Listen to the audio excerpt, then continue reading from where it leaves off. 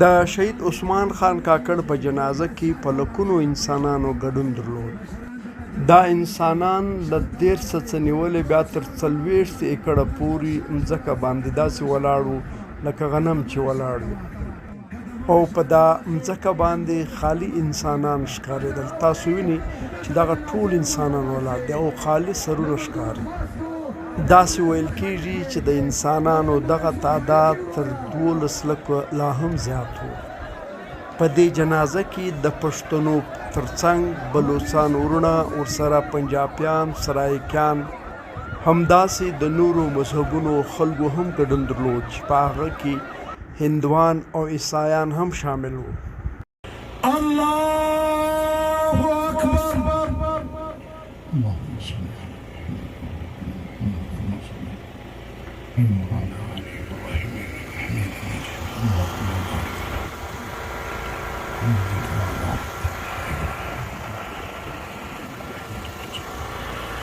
الله أكبر. اللهم اغفر لحينا وميتنا وشاهدنا وغائبنا وصغيرنا وكبيرنا وصغيرنا. اللهم اللهم ربنا آتنا في الدنيا حسنة وفي الآخرة حسنة وقنا عذاب الله أكبر.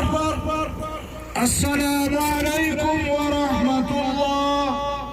السلام عليكم ورحمة الله.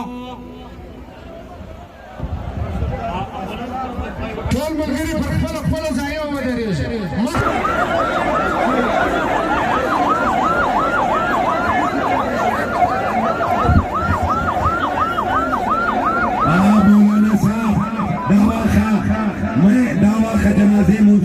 دا مشران ورشته کېږي، مشران ورشته کېږي.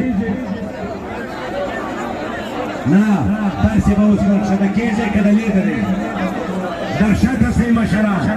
دا مشران ته ځای ورکړئ، مشران ته ځای ورکړئ، مشرانو ته ځای ورکړئ. امبولانس مخته مه بیایاست، امبولانس مخته مه بیایاست، امبولانس مخته مه بیایاست، مخته مه بیایاست.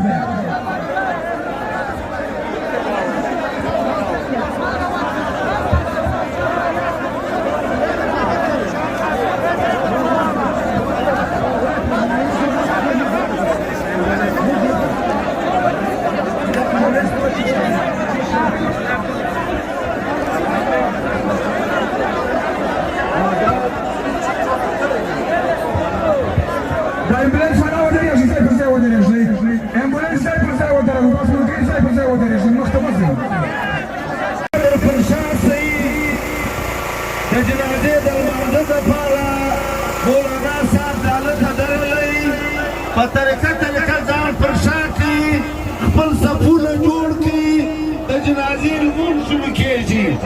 پر شا سئ او خپل صفونه جوړ کړي. دکې مه وایئ په څوکه څوکه، هر سړی ځان پر شا کړي، خپل صفونه جوړ کړي، جنازې لمونځ شروع کوو.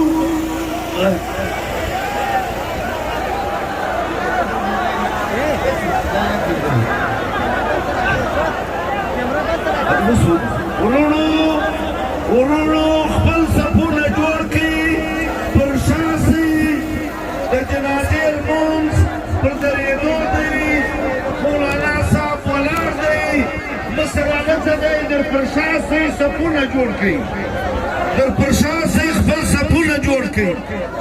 در واوړئ، ها خواله در واوړئ. تاسې په ارام او اطمینان سره کښېنئ، په ارام او اطمینان سره کښېنئ. دا عثمان خان کاکړ شهید د جنازې امبولانس راغلی. نور تاسې په ارام اطمینان سره کښېنئ، شور مه کوئ. زه اوس خواست کومه دا هزارات